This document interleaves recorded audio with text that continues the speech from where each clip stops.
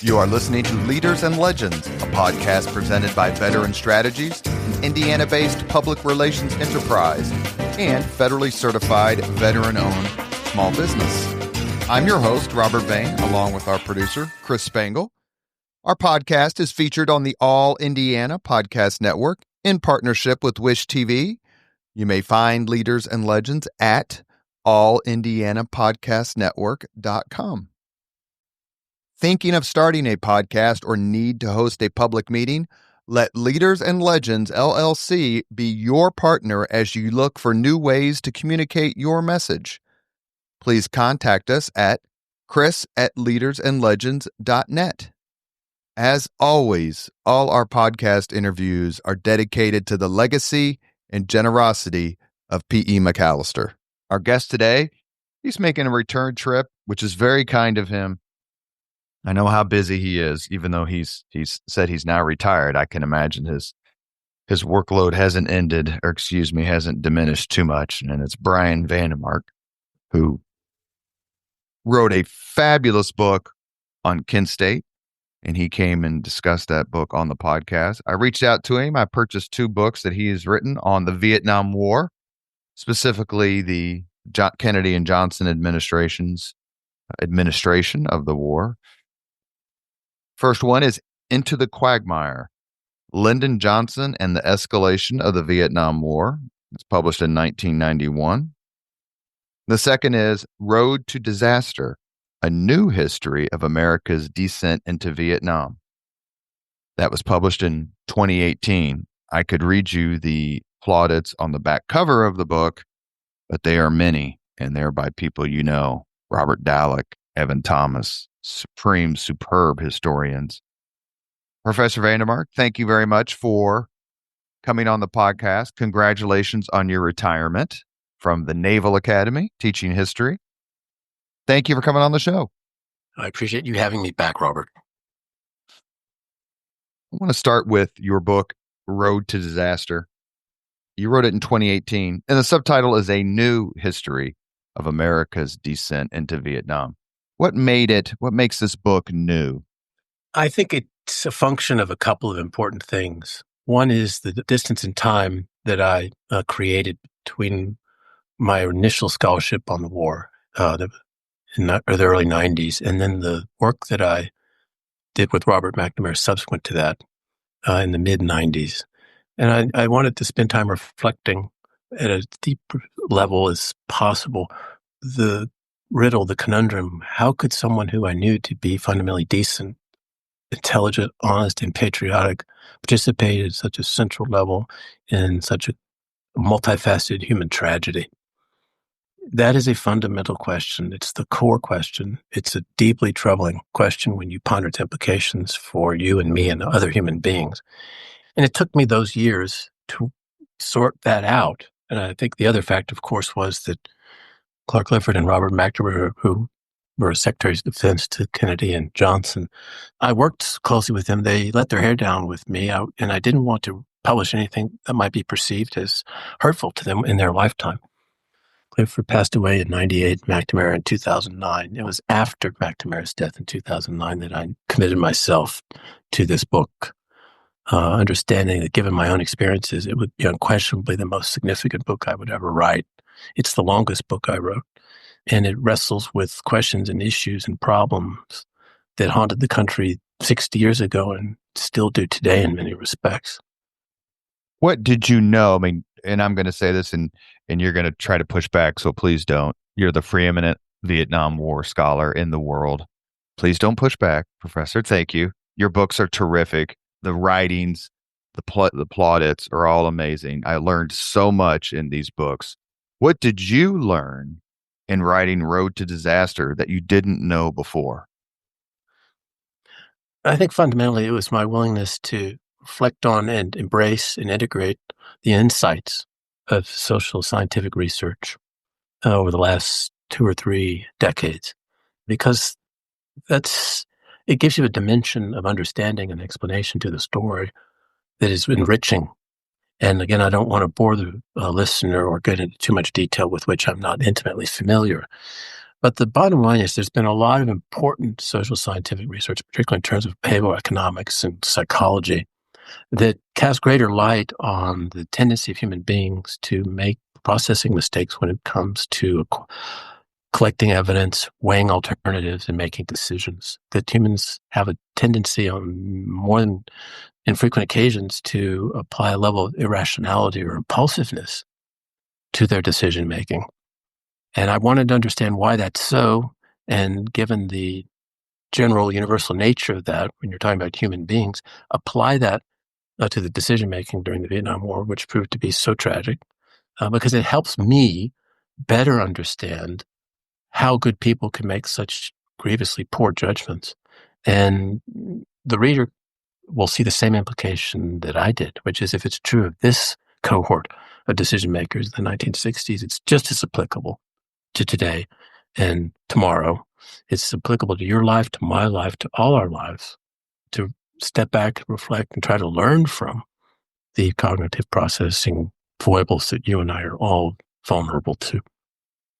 You mentioned it just a few minutes ago. It's always regardless of endeavor, we all make mistakes, but it's when you read or see really smart people continually or continuously make bad decisions, in your mind, you go, God, why would that dude's so smart? Why in the world would they do that? Like, why would he or she do that? Is that something that kept confronting you as you're writing your books on Vietnam? Is like, these people have I was a McGeorge Bundy was the dean of faculty at Harvard. So, did I get that right? He did, and he was in his early 30s at that. That's But I take your insane. point, Robert. I mean, these were exceptionally intelligent individuals, and they were also very patriotic individuals. They're very decent individuals. They have their faults like all of us do. But confronting the implications of that is astoundingly sobering. And that is that intelligence is no guarantee of protection against making unwise decisions based on limitations in how you process information, select evidence, argue alternatives, and so forth. And I want people to grasp that. I want them to internalize that, not only in terms of their own lives, but when they look at government decision making as it unfolds in the here and now. I think another thing, too, I am an historian by training, but I had experiences working intimately with two individuals, Clark Clifford and Robert McNamara, who understood the world of high politics in Washington, D.C., as well as or better than anyone I've ever met. And it was an education for me. Again, I don't want to pack too much into too little time, but it helped me understand that the world of politics and the game of decision-making at that level, there are constraints that are built into it. There are pressures that are built into it. There are temptations that are built into it that make the process of decision-making when it comes to wielding power inherently humbling and inherently problematic. And I want readers to understand that, and I want those readers who see themselves occupying positions of responsibility and power to understand and internalize that. Something that I think about when I read books on Watergate is like, man, these guys aren't idiots. How could they possibly think, X, Y, and Z? Same thing with Vietnam and some of our other more controversial periods. How did they think that the three-fifths compromise was ever going to make things better when it obviously wasn't and didn't? I took notes about your books, and I categorized them in a list of specters. So probably the best way, at least for me to understand it, is to kind of go through these and get your take. Is that okay? Absolutely. The number one thing that I kept thinking of is that there's the domino theory, but within the domino theory of fighting communism, there was also an operational or tactical domino theory of escalation. If Vietnam falls, then Laos is going to fall. if we put in 100,000 troops, we're going to have to put in a 200,000 troops. And if we start bombing, we're going to have crews, we're going to have people there. And the list goes on and on. The domino theory, both grand strategy and tactically, how did that affect the thinking? Of course, the simple and accurate answer is quite a lot. And the other points I would make here is that if you look at the early Cold War period of the late 40s and very early 50s, there's a greater, more persuasive argument to be made that in that period of time, the quote-unquote monolithic nature of communism carried more weight and merit than it later did. I think that if you're talking about the mid-1960s, that's much less true. And I think that another point I'm trying to make of a general nature is that an assumption at its inception and conception can carry great merit. The risk that develops is that over time, the circumstances shift that undermine the logic and appropriateness of the assumption, and yet people continue to lean on that assumption despite changed circumstances. And of course, that raises the question, well, why don't they re-examine their premises? That gets back to one of the insights of social scientific research. And I saw this when I spoke with Clifford and McNamara. These gentlemen, when they're Secretary of Defense running the Pentagon of the United States of America, it is a 50-hour-a-day job. You are incessantly bombarded with pressures, demands on your time and your thinking. And I think what has the practical effect of that is it tends to encourage people to take shortcuts and lean on an assumption that they've lived with and are familiar with rather than going to the trouble of questioning it. It's one example of a larger problem. And go ahead. I'm sorry. No, the other big point I try to make implicitly in the book is that very often I think people who aspire to high office, both elective and appointed, assume that they're going to be wielding all this quote unquote power in a decisive way because they're so smart, they're so patriotic, and they mean so well. The experience of the United States and the best and the brightest who led our country into this tragedy drives home a fundamental insight that I think people need to wrestle with, which is very often at that level, Lincoln's comment that he made toward the end of his life, I'm paraphrasing it now, had a lot of merit. This was right around the time that the Confederacy had surrendered and the war was over and he had succeeded and prevailed. He said, in essence, frankly, I confess not to having controlled events, but to having been controlled by them. And this is Abraham Lincoln, the greatest president in the history of our country, admitting that reality. And if anyone understood the fundamentals of quote unquote exercising power, unquote, it would be Abraham Lincoln. That's a powerful insight. And it's applicable to them to a significant degree. How much did it give how much credibility did the domino theory have simply because a 5-star general and former president was the one who enunciated it, Dwight Eisenhower? In other words, if Calvin Coolidge had said it, it'd be a completely different scenario. No, I take your point, Robert, and it's a fair one. But that, in a sense, it's a variation on the theme that had been established at the time the containment doctrine had been enunciated by Truman in 1947, when they're basically saying the United States has a responsibility to maintain peace and stability in the world by containing communist expansion anywhere, everywhere. Now, how that was supposed to be done was debatable, militarily, politically, or economically. But that's the mindset, that's the mental architecture of the national security establishment, bipartisan, that ran this country after World War II at the very height of its power. And that takes on a level of dogma, frankly, that can be, the momentum of that can be exceedingly powerful. And again, when you're busy every moment and you've all got these competing demands on your time, the least likely thing you're probably going to do is to stop, pause, and start digging deep down into the components of this assumption, because you ought to make the time, but you don't, because very often you don't have it. And that says as much about how power is actually wielded as anything else. It's humbling to see that. I mean, I come back to it. I'm sorry. No, Robert go ahead. McNamara, he was the most intelligent man I ever met. And he was a chief architect of a series of policies and strategies that led to fathomless suffering on the part of the American people, the American body politic, and an order of magnitude more Southeast Asians. He loved his country. He meant well, and look what he wrought. That's a hell of a cautionary tale for all of us. You are listening to the Leaders and Legends podcast. Our guest is Vietnam War scholar, retired professor from the Naval Academy, Brian VanDeMark. We're discussing his books, Road to Disaster, A New History of America's Descent into Vietnam, and Into the Quagmire, Lyndon Johnson and the Escalation of the Vietnam War.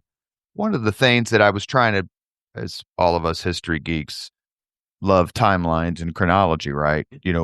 How close the escalation in Vietnam was to basically three American successes. We saved Europe in the Great War, at least saved the Allied powers. Certainly without our participation in World War II, it would have been so different. And whatever you think of the Korean War, there is a South Korea. Your mentality with things is just like Americans, we're problem solvers. And if we got to resort to weapons, then we resort to weapons. How much of that, I'm going to say infected, but informed the mindset of Kennedy, of Johnson, of Dean Rusk, of all the leaders who said, look, this is what we do. We solve problems. We can solve this Vietnam problem. Well, I think you put it pretty eloquently. I think Americans are genetically confident doers who, once they put their shoulder to the wheel, to use a sort of colloquial expression, they get it done. And that's who we are. That's a lot of our history. And again, timing is so important in history. The best and the brightest who made these decisions in the 1960s were relating to Vietnam. They came to intellectual and political maturity at the very end of World War II, which was the absolute apex of American power, pride, and accomplishment. We had led the Allied coalition to victory in the greatest war in human history against evil. We had done it. And the point I'm trying to make implicitly is I think most Americans would have said, we will fail at nothing if we simply try hard enough, long enough. And that's partly what's so traumatic about Vietnam, that it's an open wound still, I think, and to a significant degree, one of the deepest dimensions of that wound is compelling Americans to ponder the meaning of the fact that a great country with great power, great purpose, great ideals applied itself heroically and failed.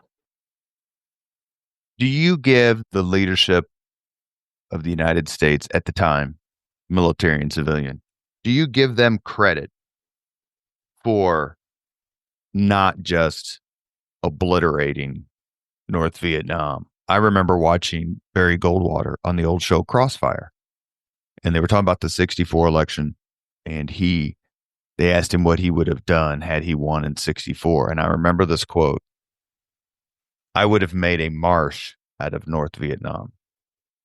So whatever they did wrong, do you give the leaders, American civilian and military leaders, respect and plaudits for saying, look, if they really wanted to end the war, they would have taken this step?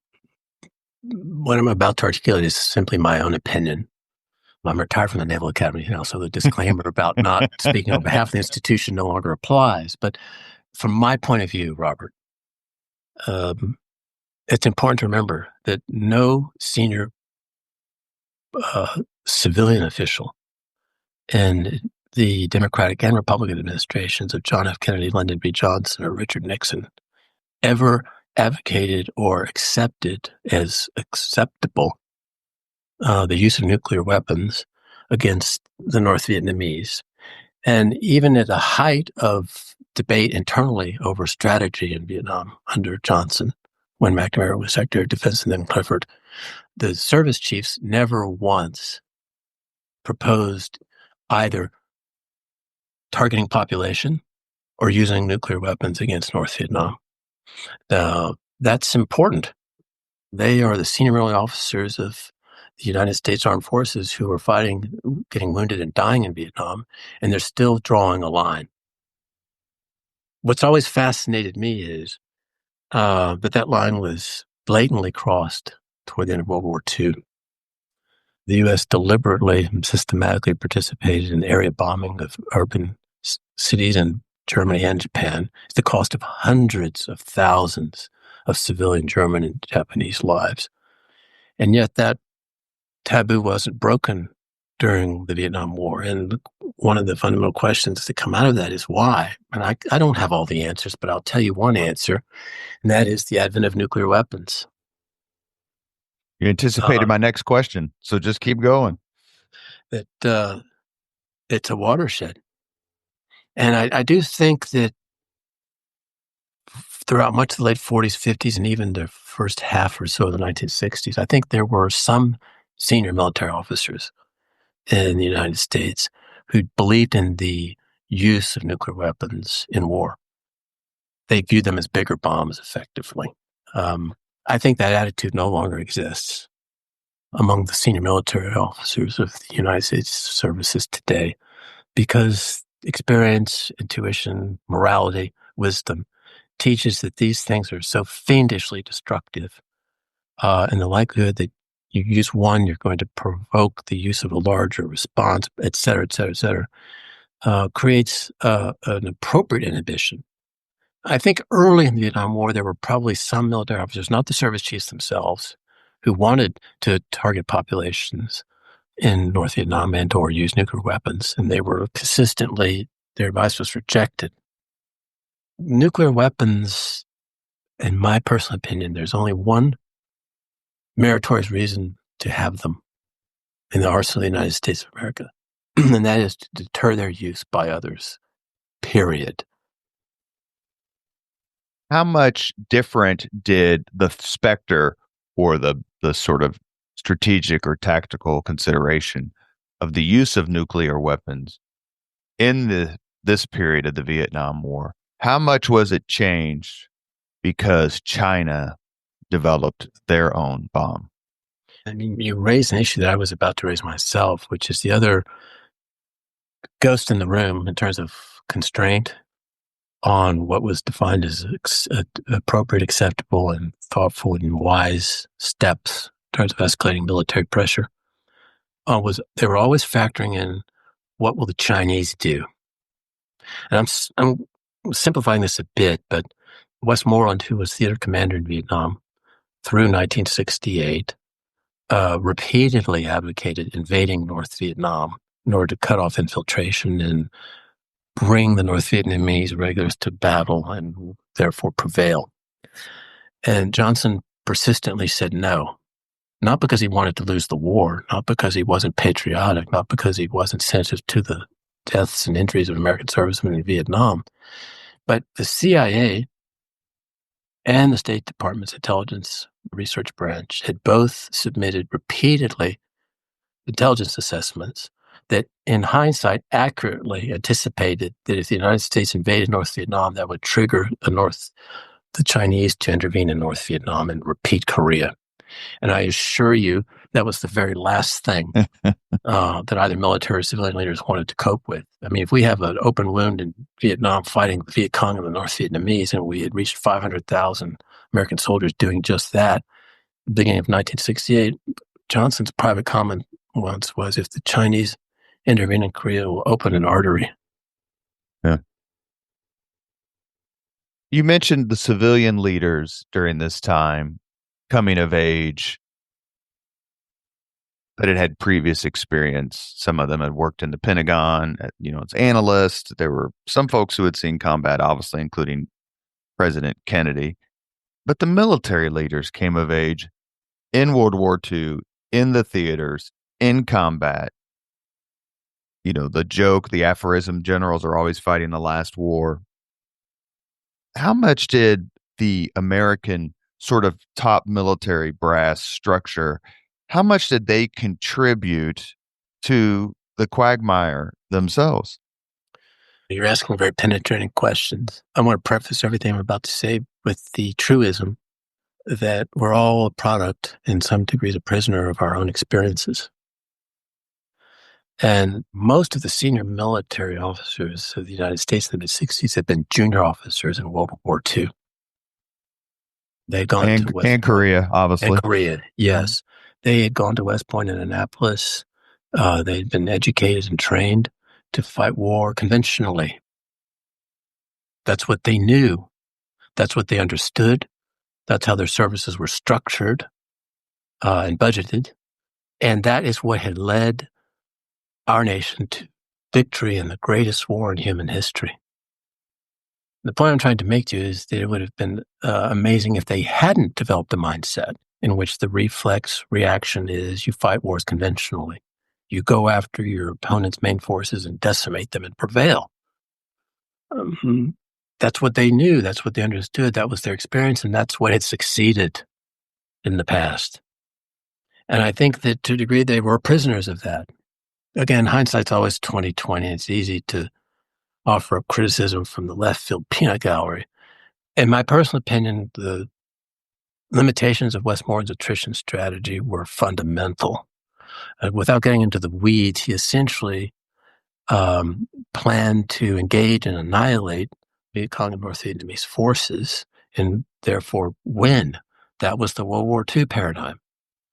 The cardinal mistake that he and those around him made was assuming that your opponent's going to play by your rules.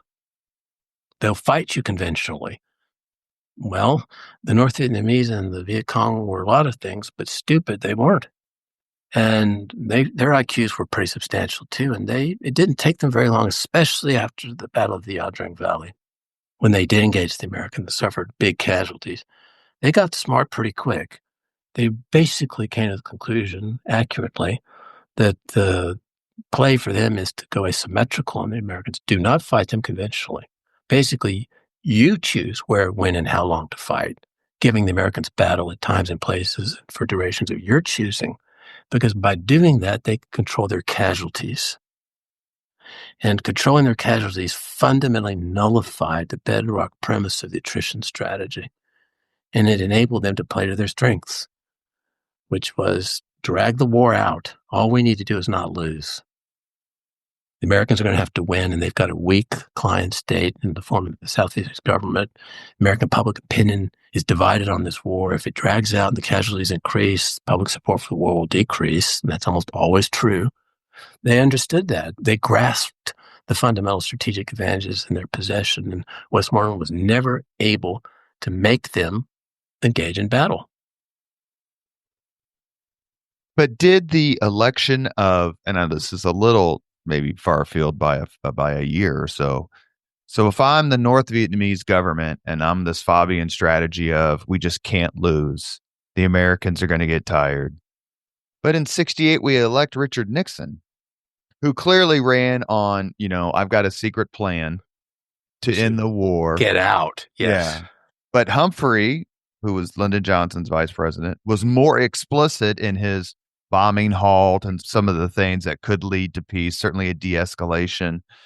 So was it a miscalculation by the North Vietnamese leaders that led that, despite what seems to be a very smart strategy in a fractured country, the United States voters put in the number one anti-communist warrior in the country? Life is full of unanticipated ironies, and that's a rich one. But again, I'm not the first person to make this observation. It took a red baiter like Richard Nixon to break bread with Mao. He had the credibility to do that. He would have been skinned alive if he had been a Democratic candidate breaking bread with Mao. But back to your point about 1968, even by the fall of 1968, now Humphrey moved to the left toward the end of the campaign, but both he and Nixon had publicly essentially said, we need to get out. Now, they might have disagreed on the particulars about how and when, but there was a consensus that had emerged during 1968 on the part of the American people that this isn't going to work at any acceptable risk or cost. We need to start finding a way out the door.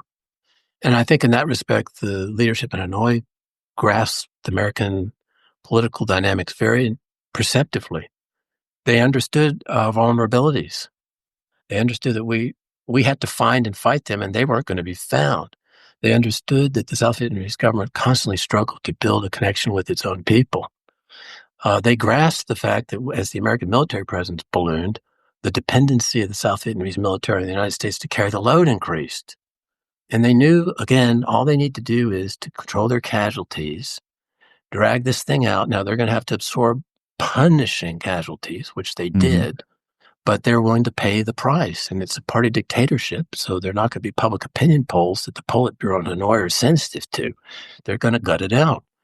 And I think by the fall of 1968, the American people had, in fact, crossed over essentially into majority opposition to further continuance of the war. The great debate became, at what rate do we get out and over what period of time? But that fundamental shift in American public opinion, I think, occurred primarily in 1968 because that was a year of very heavy casualties. And the Tet Offensive was a bloodbath for the communists, but we took immense casualties. The United States, 45 American servicemen were dying a day in Vietnam in 1968. You can triple or quadruple that in wounded a day. And there was no North Vietnamese Walter Cronkite. Nope, no such thing as free press in North Vietnam.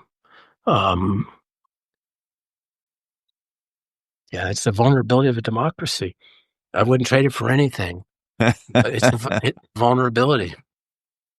May I bring up another specter, this one in particular for LBJ, for Lyndon Johnson, and that is the specter of John F. Kennedy, President Kennedy, his assassination, obviously, but what he would have done as president and how that weighed on LBJ, even after 64, when he won such a phenomenal landslide over Barry Goldwater. I mean, I thought you were going to make a slightly different point, but that is to ponder the what-if question. I don't indulge in that. I deal with facts and what happened rather than what might have happened. I will say this. I devote a considerable amount of space in the book to the Vietnam decision-making under Kennedy and present a balanced assessment here. I'll start with his flaws and then move on to what might have been his more admirable qualities when it came to Vietnam. I think tacitly endorsing the coup that overthrew Diem in November of 1963 was a catastrophic misjudgment. That man was an authoritarian. He wasn't particularly blessed with the common touch. I mean, he had his limitations, to put it mildly.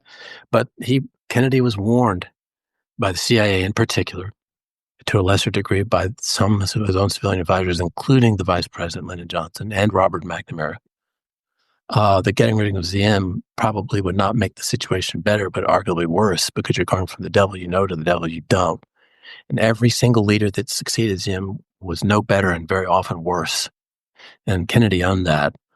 That happened on November 1st, which is only 3 weeks before he himself was assassinated. So Kennedy set in motion a coup that had devastatingly bad consequences for the United States and Vietnam. And yet it's his successor, who had privately opposed the coup, who has to cope with the dynamics and pressures that are created when things start unraveling there after Diem is removed. Now, that gets to the other point. I make this in the book. It's just a personal judgment now. I think John F. Kennedy, he possesses an inner confidence and security in his own judgment that Lyndon Johnson lacked. And it can be illustrated in a lot of different ways. I think the most famous one, when he alone essentially said at the height of the Cuban Missile Crisis, we're going to need to trade these missiles quietly because the alternative is an invasion, and I'm not okay with that. And almost all of his civilian advisors, and most certainly all of the service chiefs, aggressively pushed him not to make the compromise. You know, there's a very famous comment that Lincoln made about the Emancipation Proclamation, where he canvassed his cabinet around the table in the fall of 1862 about whether or not to issue the Emancipation Proclamation. They all said, don't. And then Lincoln said, 7 against, 1 for. The ayes have it.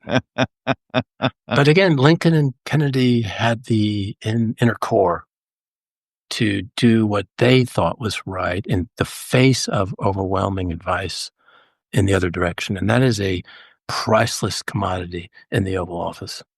And Lyndon Johnson lacked that inner core, that inner security. I think it made him much more vulnerable to and sensitive to accommodating the ceaseless demands for more troops on the part of the U.S. military throughout the Vietnam War. He couldn't bring himself to say no, even though I think his political savvy told him it's a bad idea. That's as far as I'll go in terms of addressing the Kennedy-Johnson what-ifs related to the Vietnam War. But JFK,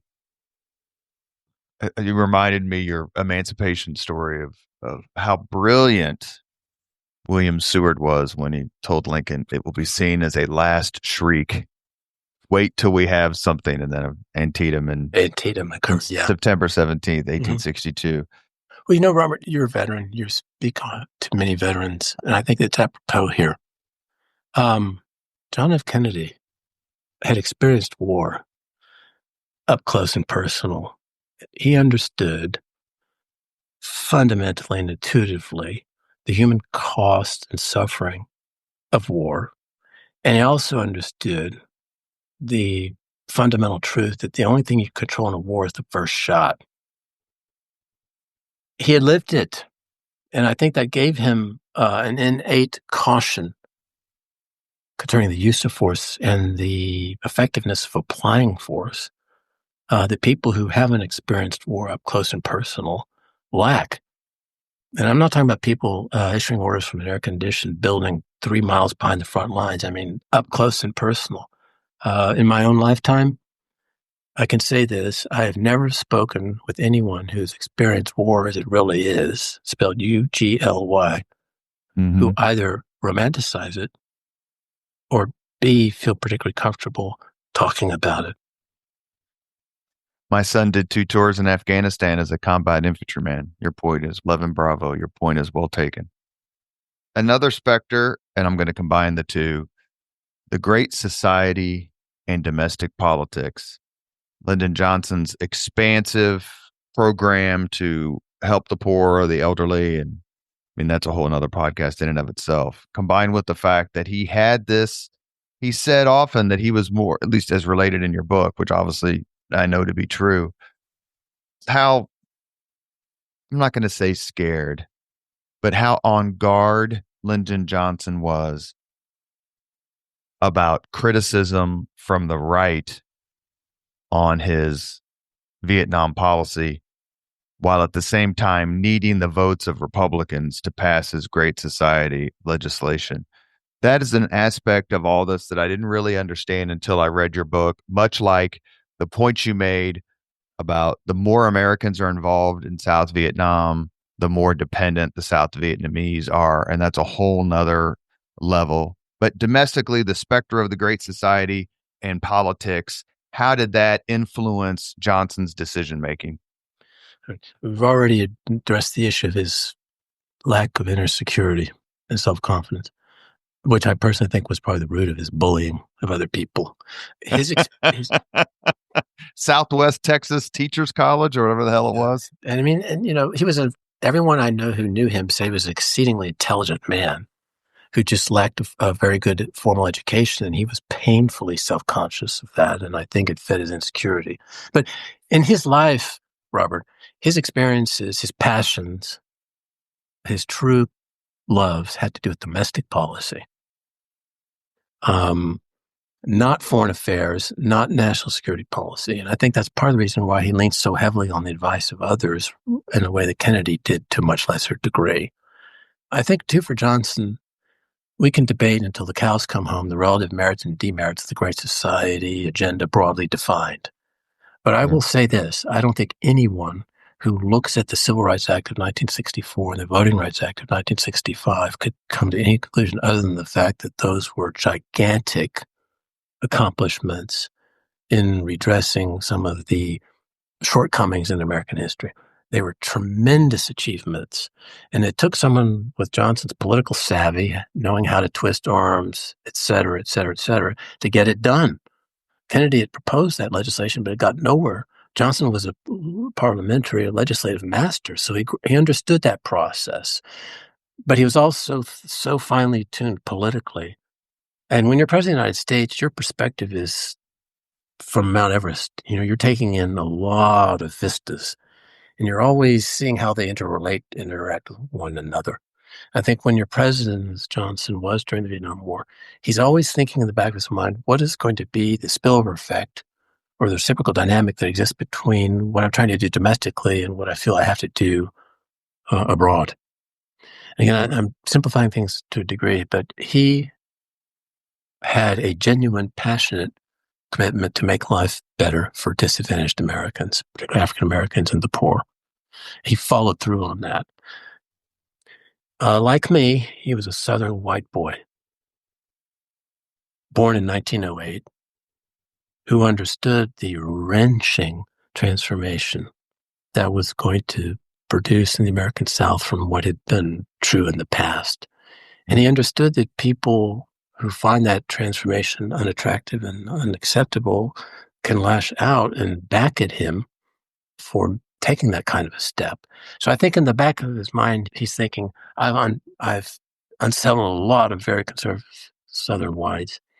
And if they can't slap me in the face publicly over the Civil Rights Act and Voting Rights Act, they'll find another way to get not mad, but even by coming after him on what they see as the shortcomings and stupidities of his Vietnam policy. And I think that made him very sensitive. I think it's a reason, not the reason. It's a reason why he accommodated these incessant military requests for more and more troops. I mean, just to illustrate the point, Westmoreland told Johnson in September of 1965 it would take 275,000 American troops about 2 years or 2.5 years to win. By January of 1968, there are 550,000 Americans running around chasing the Viet Cong, the North Vietnamese, and Indochina, and they're asking for another 206,000 more. That's above 750,000, which is way past the 275,000 figure he had been promised in September of 65. And again, I'm not dumping on the service chiefs. I'm just saying that wars take on momentum. Yeah. There's a certain inertia to these things. And the human tendency is to double down. If you've led men into battle and they've died, you don't want to think that sacrifice is in vain. So you double down. You keep doubling down. And I think after a certain point, Johnson said, this isn't working. You're asking for too much. The American people won't tolerate it anymore. And presidents of both parties are exceedingly well tuned to public opinion. I mean, that's part of their job.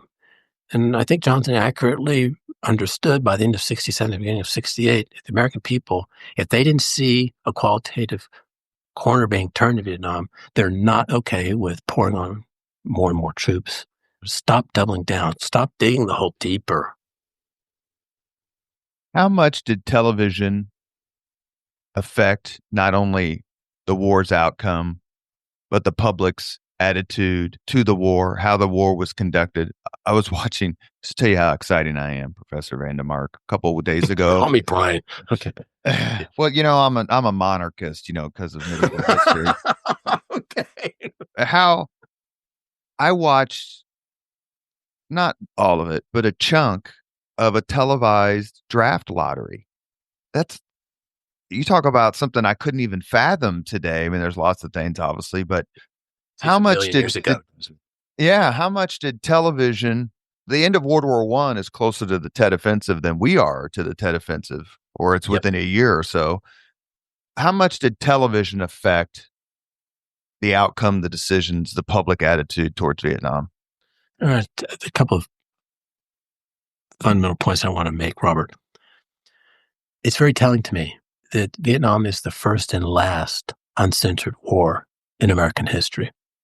Let me repeat myself.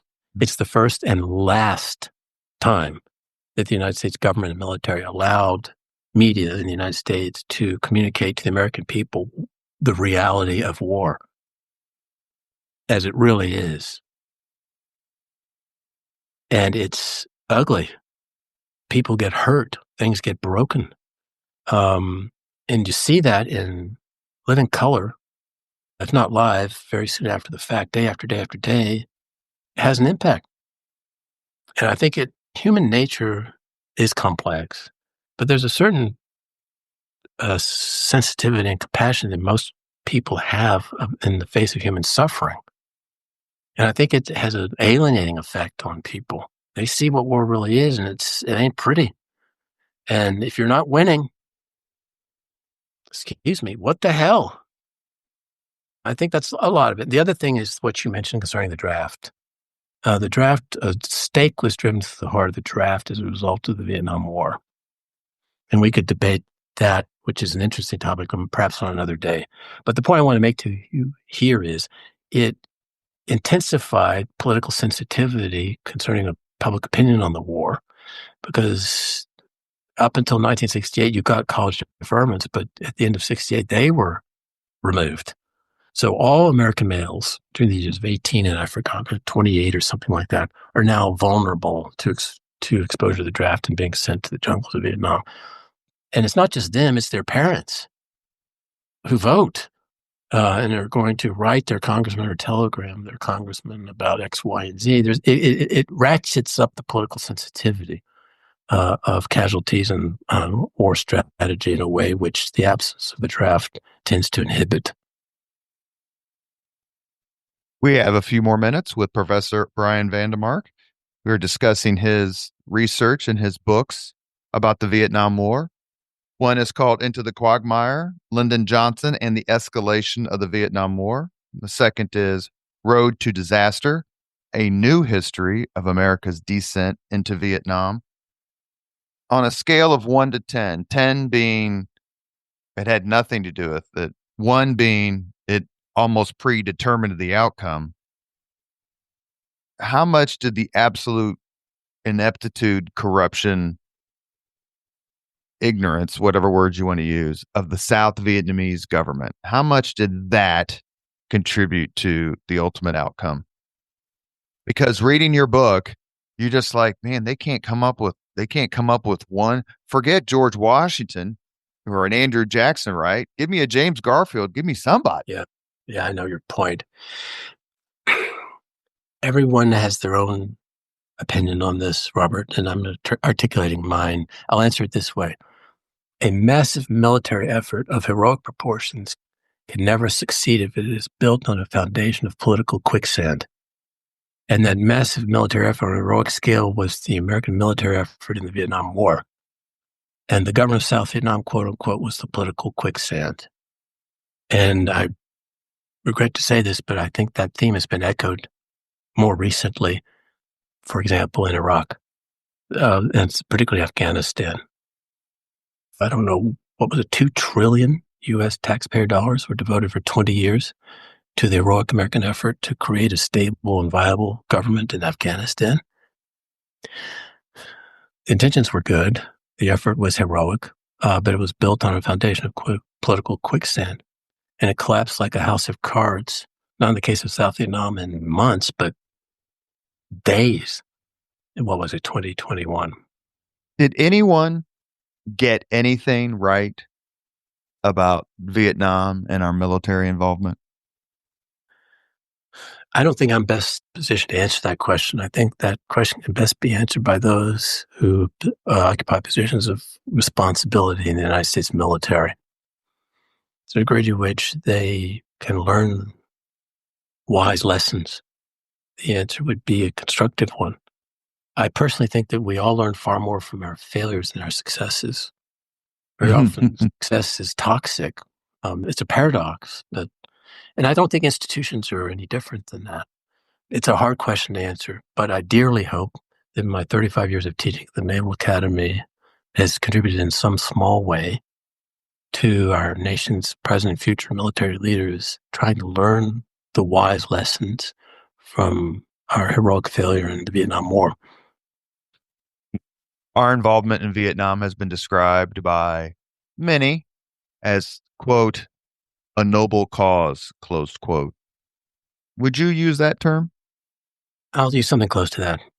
I very much believe in the adage that the road to disaster is often paved with good intentions. I mean, that's the core of the title of my book. And in many respects, it does boil down to that. The road to disaster in human affairs, given human nature, is often paved with good intentions. At what point do you think and I believe this is articulated in your book, that the American civilian leaders and some military leaders knew we just can't win this. That's a very sensitive question. It's hard for me to answer definitively. I'll talk about Robert McNamara because I do at length in the book. I think he was one of the first, if not the first, senior civilian leader who grasped the fundamental flaws and limitations in the prosecution of the war. And I think he began to grasp those realities probably as early as the fall of 1965. But it took him 2 years to get from there to saying it ain't going to work and it is irresponsible and extreme to continue pouring more and more men into this effort. And I think he regretted that deeply in hindsight.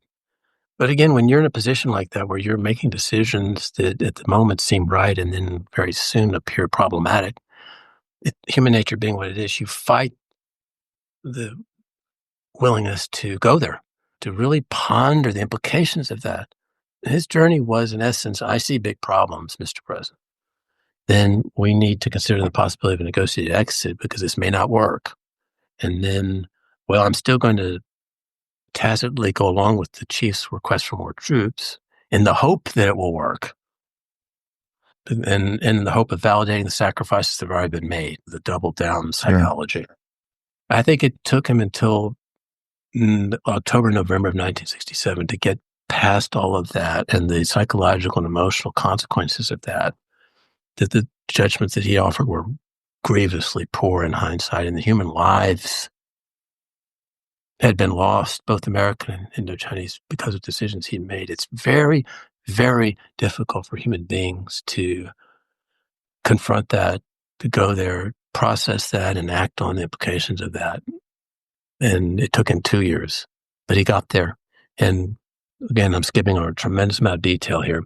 Lyndon Johnson and Richard Nixon essentially adopted his strategy.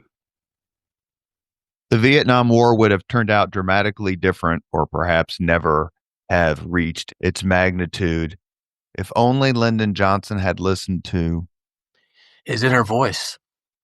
He was a savvy politician. He understood the foundationally political nature of war. And I think he understood that the ally that we had in the form of the South Vietnamese government was heartbreakingly vulnerable. And at the end of the day, John F. Kennedy was right. We can help them, but it's a war that they will have to fight and win. And it was a war that they never fought and won before or after we were there. And that says a lot. Lyndon Johnson, I think you said, was born in 1908? Yes. He dies in January of 73, so he's 64, 65. Yes. Let's say he, as certainly could have, because Truman lived much longer, into his 80s. Lyndon Johnson lives into his 80s. He lives long enough to see the construction of the wall. What do you think his thoughts would have been as he stood in front of the black marble slab with all those names in Washington, D.C.? Robert, I wouldn't presume to get inside of his mind and heart, but I will say this. May I ask real quick, did McNamara ever visit it? Repeatedly. Always at night. Always anonymously. McGeorge Bundy visited it repeatedly as well. Again, I can't presume to speak for others, but let's put ourselves in the shoes of someone who had participated in decisions that led to the creation of those names on that wall. That's a very, very heavy load to process. And yet, Mr. McNamara and I talked about this privately on rare occasions, but there were a small number of times when I wanted to try to convey to him what I thought was the constructive takeaway in terms of the impact on American servicemen during the war. And he wrote about this toward the end of In Retrospect. And I like to think that I helped him do this. And that's this, Robert. Nothing can diminish the virtue of the sacrifice that was made on behalf of their nation by those 58,000 names. Not a thing. Misjudgments, miscalculation, hubris, foolishness, the politics of exercising power, none of that diminishes the merit and the virtue of that sacrifice. That is irreducible and it's everlasting. You mentioned Iraq and Afghanistan a few minutes ago. As we run out of time here, as we end the podcast, I guess I should say it's a little more positive. Lessons learned. Iraq was going poorly, leaving aside the issue of whether it should have been invaded in the first place. Certainly around 2006, President George W. Bush initiates the surge, which clearly has made a difference. Debate how much. As a scholar of Vietnam, what are the lessons you think American presidents have learned? And what did you think contemporaneously of the surge? I mean, did you immediately go back to, who's in charge over in Iraq? Westmoreland? I mean, that's opening a huge can of worms at the last minute. I was never an advocate of the invasion of Iraq in 2003, though I will acknowledge that the surge of 2007 turned the tide, at least militarily. But again, that doesn't construct and maintain a functional government in Iraq that addresses the aspirations of the Iraqi people and participates in a peaceful neighborhood. And I think Afghanistan is an even more blatant example of the flaws that I've already gone over with you. But back to your other question, I'll say to you what I often told midshipmen. Be very honest with them and with you. I personally think that 9 out of 10 wars are avoidable tragedies. 9 out of 10. Every now and then it's good versus evil, but that's usually not the case. It's usually participants with varying shades of gray hats hurting each other. I think human beings are the only species on this beautiful planet of ours, the only one that has the capacity to reason.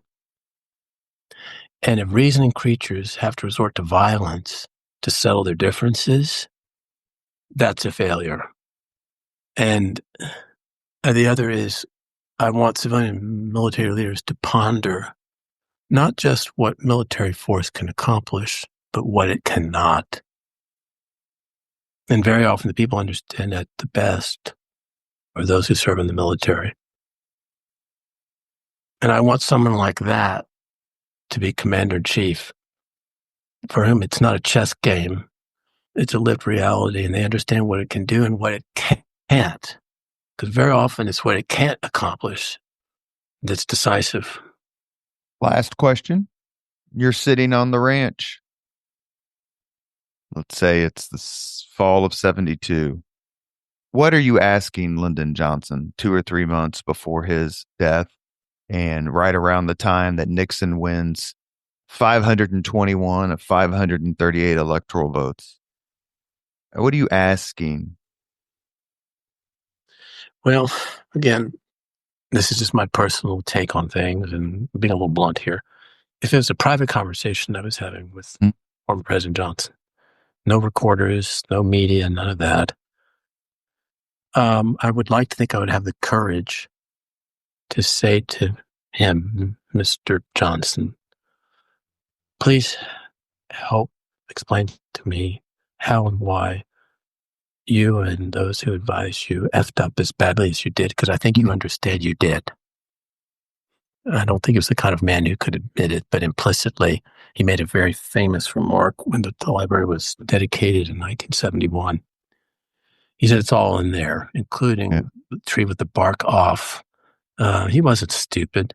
He understood as well as anyone that the records are going to be a graduate seminar in what not to do when it comes to government decision-making in war and peace. But you know what, Robert? That library, in my experience, is the most open presidential library of them all. And that was a policy decision that Lyndon Johnson made when that library was opened. And that says something implicitly about what he understood at a fundamental level. And I think he wanted people to learn from it. And your comment on that is backed up by past podcast guests, Mark Lawrence and Mark Updegrove, who talked a lot about this, the honesty of it. And I remember in the 80s reading an article, it was a survey, it might have been in Parade magazine or whatever, so mid 80s, that despite Vietnam, Lyndon Johnson was voted the most accomplished president in domestically, in domestic issues. At the same time, 10 years or so after Watergate, Richard Nixon was voted the president most successful or impactful in foreign affairs. Well, I mean, it's an interesting point. And I mean, I've studied and I understand, and I think therefore can explain Lyndon Johnson better than I can Richard Nixon. But as we've both said already, all people have their strengths, weaknesses, their virtues, and their flaws. Their constellations of virtues and flaws are very different.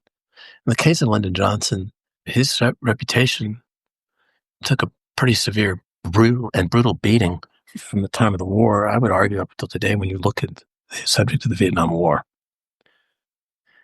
Nonetheless, as an historian, I think you could make a very good argument that aside from the Civil War, which is in a class by itself, Lyndon Johnson's passage of the 1964 Civil Rights Act and the 1965 Voting Rights Act were the most monumental achievements in terms of bettering American society in the history of the Republic, aside from the Civil War. And that can never be taken away from him either. And the irony, of course, is he was a Southern white guy. It's a delicious irony. It's a powerful irony. But that's partly what makes life so fascinating, compelling sometimes, isn't it, Robert? That it would take a Southern white man like Lyndon Johnson to secure civil and voting rights for African Americans. It's remarkable. It's enduring. Again, we can debate the merits or demerits of social spending and other departments of the Great Society agenda, but those two things are monuments. Is it fair to say that is the domestic equivalent of Nixon to China? I would say at least. Yep. And Nixon to China is a whopper. It's big.